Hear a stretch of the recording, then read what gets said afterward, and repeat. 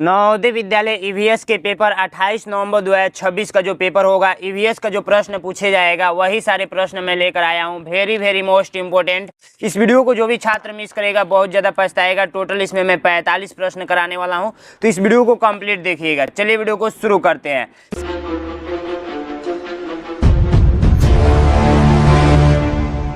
सबसे पहला आप लोगों से प्रश्न पूछा जा रहा है कि जल चक्र क्या है। देखिए, सबसे पहली बात की आप लोगों के सिलेबस के अकॉर्डिंग में चल रहा हूँ, तो बिल्कुल आपको डरने की ज़रूरत नहीं है।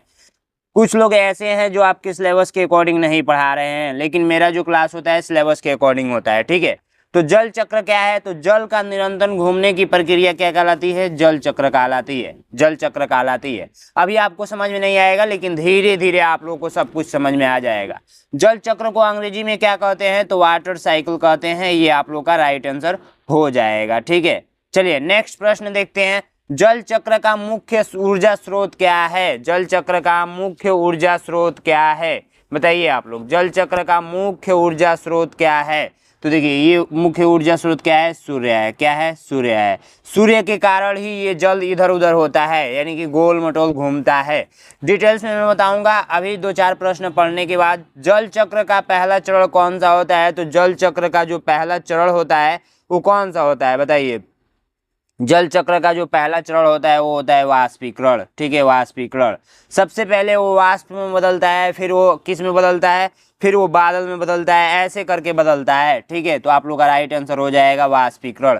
वाष्पीकरण क्या है? तो वाष्पीकरण जल का गर्म होकर जलवाष्प में बदलना वाष्पीकरण कहलाता है। यानी कि जो जल होता है ना, उसको गर्म करेंगे, यानी कि सूर्य का प्रकाश जब उस पर पड़ेगा तो गर्म होकर क्या होगा? वो उड़ेगा, वाष्प बनकर उड़ेगा, आसमान में जाएगा, फिर बादल बनेगा, ठीक है।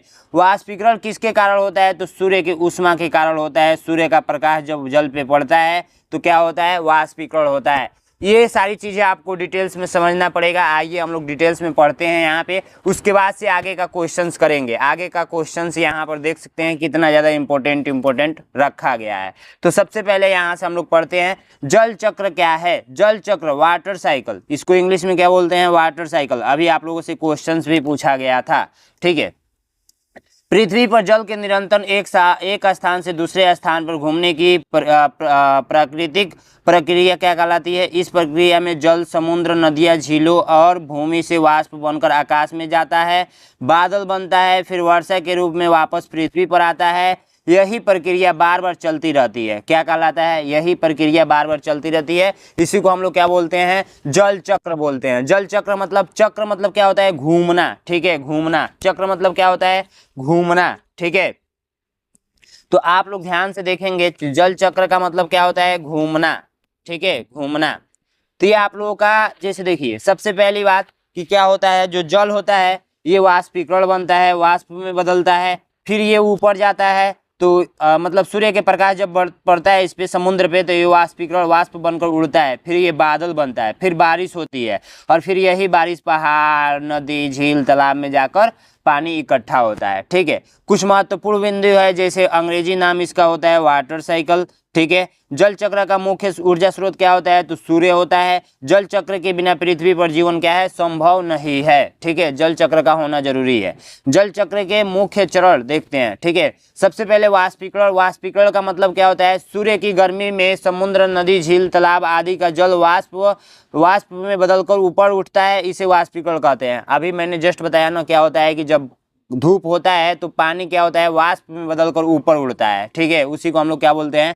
वाष्पीकरण बोलते हैं। इसमें मुख्य तथ्य जान लीजिए। पहला चरण जो होता है जल चक्र का वो होता है वाष्पीकरण, और कारण किसके कारण होता है? तो वो सूर्य की ऊष्मा के कारण होता है। सबसे अधिक वाष्पीकरण महासागरों से होता है, और सबसे अधिक वाष्पीकरण ग्रीष्म ऋतु में होता है, ठीक है। ग्रीष्म ऋतु गर्मी के सीजन में, जो अभी चल रहा है जून जुलाई, ठीक है। वाष्पोत्सर्जन। पौधे अपनी जड़ों में जल लेते हैं और पत्तियों के छोटे छोटे छिद्रों द्वारा जलवाष्प वातावरण में छोड़ते हैं, इसे वाष्पोत्सर्जन कहते हैं। वाष्पोत्सर्जन ऐसे लिखना चाहिए था। जैसे पौधे क्या करती हैं? पत्तियां में जल लेती हैं, यही वाष्प के रूप में ऊपर की तरफ छोड़ती हैं। ठीक है, संघनन क्या होता है? संघनन का मतलब समझ लीजिए ऊपर उठी हुई जल वाष्प ठंडी होकर छोटी छोटी जल की बूंदों में बदल जाती है, इस प्रक्रिया को संघनन, यानी संघनन के कारण क्या होता है? बादल बनता है। बादल इसी प्रक्रिया से बनता है। ठीक है, बादल जल की सूक्ष्म बूंदों और बर्फों के कणों से बने होते हैं। ठीक है, ये जब जल वाष्प बनकर ऊपर उड़ता है तो क्या होता है? ऊपर जाता है तो क्या होता है? बादल बन जाता है। ठीक है, आपको समझ में आ रहा है ना? सब सारी चीजें समझ में आएंगी। अब इतना जो पढ़े हैं हम लोग क्वेश्चन तो यहाँ पर देखे ही हैं कि जल चक्र क्या है? जल का निरंतर घूमने की प्रक्रिया जल चक्र कहलाता है। जल चक्र को अंग्रेजी में वाटर साइकिल बोलते हैं और इसका मुख्य स्रोत सूर्य होता है। ये वाष्पीकरण के कारण पहला चरण होता है। और दूसरा जल का वाष्पीकरण क्या है? तो जल का गर्म होकर वाष्प में बदलना वाष्पीकरण कहलाता है। वाष्पीकरण किसके कारण होता है? तो सूर्य के ऊष्मा के कारण होता है। काफ़ी डिटेल्स में चलेंगे। अभी इसको मैं अच्छे तरीके से आपको नोट्स भी दूंगा। ठीक है, नोट्स बनाने की ज़रूरत नहीं है, नोट्स भी आपको बिल्कुल फ्री ऑफ कॉस्ट मिल जाएगा। जलवाष्प के ठंडा होकर जल की बूंदे में बदलने की प्रक्रिया क्या कहलाती है? जलवाष्प को ठंडा होकर जल की बूंदों में बदलना संघनन कहलाती है। अभी जस्ट मैंने बताया संघनन कहलाती है। संघनन के कारण ही बूंद क्या होती हैं? बूंद से बादल बनते हैं। ठीक है, बादलों का निर्माण किस प्रक्रिया द्वारा होती है? तो बादलों का निर्माण जो होता है वो किस प्रक्रिया द्वारा होती है? बताइए आप लोग, बादलों का निर्माण जो है वो किस प्रक्रिया द्वारा होती है? वाष्पीकरण के द्वारा कि संघनन के द्वारा कि आप लोगों का संग्रहण के द्वारा कि अंतः संग्रहण के द्वारा? तो देखिए संघनन के द्वारा ही वर्षा किस प्रक्रिया का परिणाम होता है? तो संघनन का ये परिणाम होता है। संघनन होकर ही बादल मतलब बादल बनता है। ठीक है, तो इसी का वर्षा होता है। पृथ्वी पर जल वापस आने की प्रक्रिया क्या कहलाती है? तो पृथ्वी पे जब जल वापस आती है तो जल वापस आती है, इसको वर्षण कहते हैं। वर्षण, वर्षा होकर, वर्षण मतलब वर्षा होकर पृथ्वी पे आती है। वर्षण अभी इसको हम लोग पढ़े नहीं है, चलिए वर्षण पढ़ लेते हैं, फिर आपको क्वेश्चन समझ में ज़्यादा आएगा। वर्षण क्या कहलाता है? जब बादल भारी हो जाते हैं तो जल पृथ्वी पर वापस गिरता है, इसे वर्षण कहते हैं। वर्षण के रूप वर्षा होती है, हिमपात होता है, ओलावृष्टि होती है। ठीक है, देख सकते हैं ये बारिश हो रहा है और यहाँ से वाष्पोत्सर्जन हो रहा है, यानी कि यहाँ पर ऊपर जा रहा है। ठीक है, वाष्पीकरण यहाँ से हो रहा है। जब सूर्य का प्रकाश जब इस पे पड़ेगा तो वाष्पीकरण होगा। ये संग्रहण मतलब जब ये पानी गिर रहा है तो ये संग्रहण हो रहा है, यानी कि यहाँ पर इकट्ठा हो रहा है। ठीक है, संग्रहण क्या होता है? तो वर्षा का जल नदियों, झीलों, तालाबों, समुद्रों, महासागरों में एकत्र हो जाना ही संग्रहण कहलाता है। मैं बताया ना कि जो जल गिर रहा है इकट्ठा हो रहा है, इसी को हम लोग संग्रहण बोलते हैं। यह जल चक्र का अंतिम चरण माना जाता है। ये जल चक्र का अंतिम चरण होता है। जैसे पूरा प्रक्रिया, जैसे वाष्पीकरण, देखिए यहाँ पर जल चक्र वाष्पीकरण में, उत्सर्जन में, संघनन में, वर्षा में, संग्रहण में, तो जब ये लास्ट अंतिम चरण यही होता है जब संग्रहण होता है। तो समझ में आया? जल चक्र का पूरा क्रम यहाँ पर देख सकते हैं। सबसे पहले सूर्य का प्रकाश जल पे पड़ता है तो वाष्पीकरण बदलता है, वाष्प में बदलता है। जब वाष्प यही पतियों से भी वाष्पोत्सर्जन होता है, ये ऊपर जाकर संघनन यानी कि बादल बनता है। अब बादल बनता है फिर बारिश होता है। अब बारिश होने के बाद फिर ये जल इकट्ठा होता है। ठीक है, समझ में आया? तो संग्रहण भी समझ में आ गया। महासागर पृथ्वी पर जल का सबसे बड़ा भंडार है। महासागर जो है ना, इसमें जल सबसे ज्यादा होता है। पृथ्वी का सबसे जल भंडार है ये। अंत स्वर्ण, वर्षा का कुछ जल भूमि के अंदर रिस जाता है, इसे अंत स्वर्ण कहते हैं। जैसे क्या होता है ना, सबसे नीचे क्या है? जल है। पृथ्वी के सबसे नीचे क्या है? जल है। देखिए सबसे पहले मृदा है, सबसे पहले भूमि की सतह ये ऊपर वाला दिख रहा है आप लोगों को, फिर मृदा यानी कि मिट्टी ये दिख रहा है, फिर चट्टाने, ये छोटे छोटे कणों से मिलकर चट्टाने बनी होती हैं, फिर भूजल, ये सबसे नीचे क्या है? जल है। ठीक है, इसमें भूजल बनता है। कुआं, हैंडपंप और ट्यूबवेल का जल भूजल से मिलता है। भूजल का मतलब क्या होता है? भूमि के नीचे जमा जल को भूजल कहते हैं। भूजल, भू मतलब भूमि होता है, ये पर्यायवाची शब्द है भूमि का। ठीक है, भूमि, धरातल, ये सब क्या है? भूमि के पर्यायवाची शब्द है। वर्षा का जल। ठीक है, अब आइए क्वेश्चंस को करते हैं। यहाँ तक आप समझ गए तो फिर यहाँ पे समझ में आएगा। बादलों का निर्माण किस प्रक्रिया द्वारा होता है? तो ये संघनन के प्रक्रिया के द्वारा होता है। वाष्पोत्सर्जन के द्वारा भी होता है। ठीक है, बादलों का प्रक्रिया क्या होती है? ये तो मैं पढ़ा दिया हूँ ना, भूल गया हूँ क्या वो? चलिए, संघनन के द्वारा। वर्षण के मुख्य रूप कौन से होते हैं? तो ये होता है वर्षा, हिमपात, ओलावृष्टि। अभी मैंने पढ़ाया है जस्ट। ठीक है, अब नेक्स्ट प्रश्न देखिए, जल चक्र का अंतिम चरण कौन सा होता है? तो जल चक्र का अंतिम चरण मैंने बताया कि संग्रहण होता है। अभी जस्ट मैंने बताया जब पानी इकट्ठा होता है, संग्रहण, संग्रहण मतलब ग्रहण करना, जब ग्रहण पृथ्वी जल ग्रहण कर लेती है उसी को हम लोग क्या बोलते हैं? जल चक्र का अंतिम चरण। ठीक है, पृथ्वी पर जल का सबसे बड़ा स्रोत कौन सा है? तो सबसे बड़ा स्रोत महासागर है। मैंने अभी जस्ट आप लोगों को पढ़ाया महासागर, महासागर पृथ्वी का जल का सबसे बड़ा भंडार है। ठीक है, पृथ्वी की सतह का लगभग कितना भाग जल से ढका है?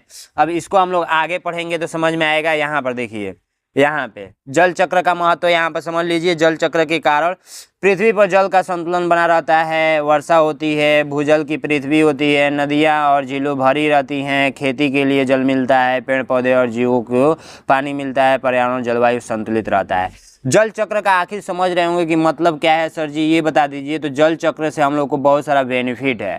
ठीक है, जल चक्र से हमें सब बहुत सारा बेनिफिट है जो कि यहाँ पे लिखा गया है। ठीक है, अब आइए समझते हैं पृथ्वी पर जल कितना है, कितना प्रतिशत भाग मीठा है, कितना प्रतिशत भाग खारा है, कितने पीने योग्य है और कितना पीने योग्य नहीं है। तो पृथ्वी की सतह का लगभग 71% भाग जल से ढका हुआ है। 71% भाग जल से ढका हुआ है, मतलब समझिए सबसे ज्यादा जल है पृथ्वी पे, 71% जल है।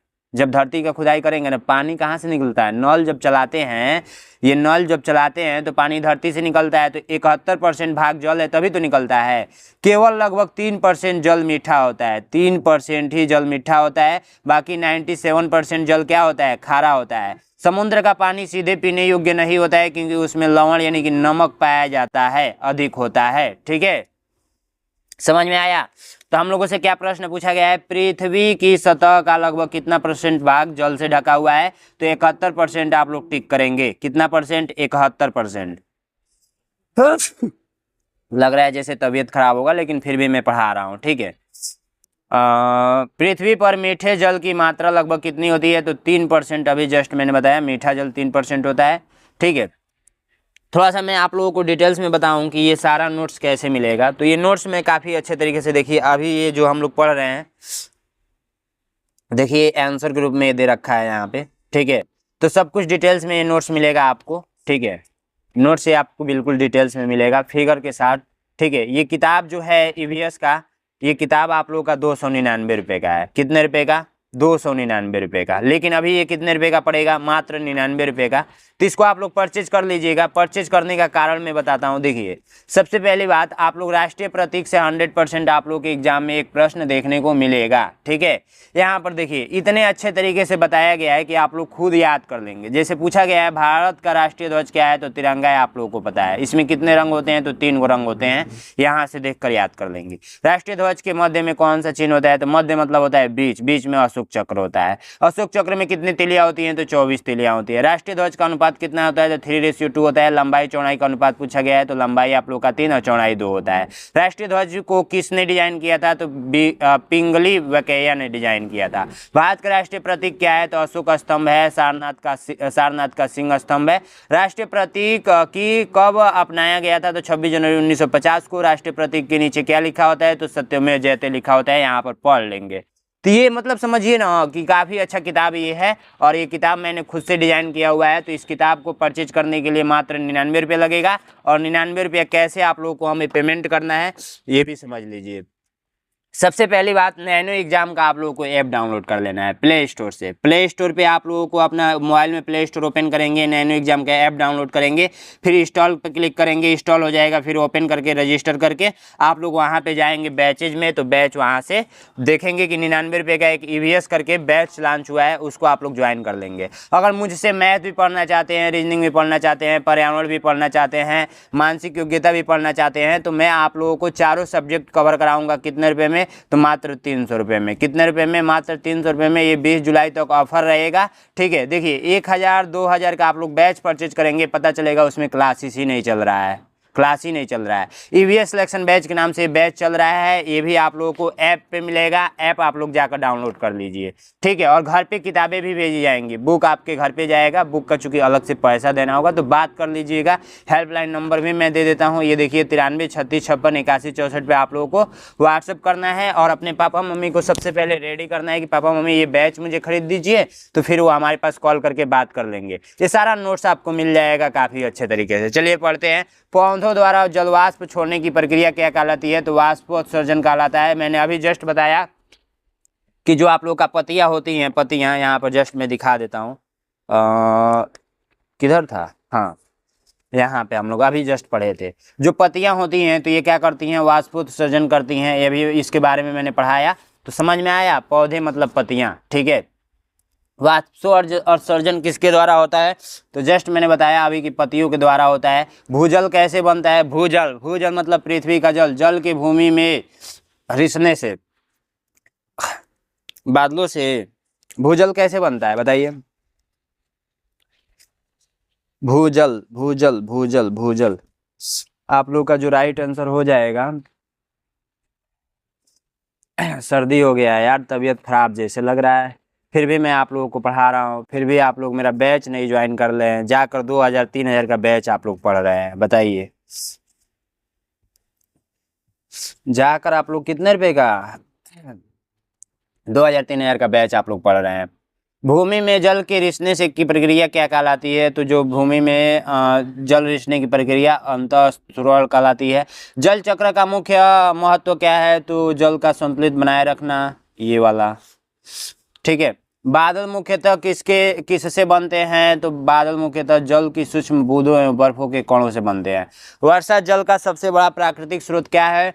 तो ये है बादल। 22 नंबर का क्या हो जाएगा? बादल से ही वर्षा होती है। जल चक्र के बिना क्या संभव नहीं है? तो आप लोगों का जल चक्र के बिना क्या संभव नहीं है? तो इस सारा तो संभव नहीं है भाई, जीवन संभव नहीं है, ठीक है। वायुमंडल में जल किस रूप से रहता है? तो वायुमंडल में जल आप लोगों का बता दीजिए। 24 नंबर का जलवाष्प के रूप में वायुमंडल में रहता है। वायुमंडल का मतलब ऊपर हवा में। सबसे अधिक वाष्पीकरण कहाँ होती है? तो महासागरों से होती है। महासागरों से होती है। सबसे अधिक वाष्पीकरण कहाँ से होती है?